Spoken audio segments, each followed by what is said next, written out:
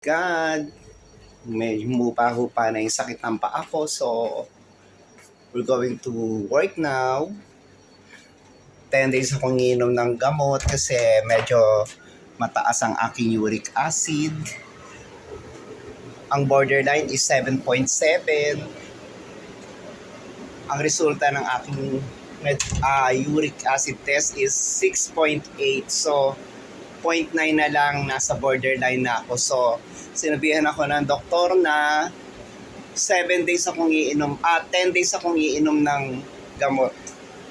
Ayun, pagka hindi siya gumaling ng tuluyan, yung pamamaga at yung pananakit, I have to undergo general check-up daw. Baka daw may diferensya na ako sa liver, kidney, heart, at saka blood sugar. So, please pray.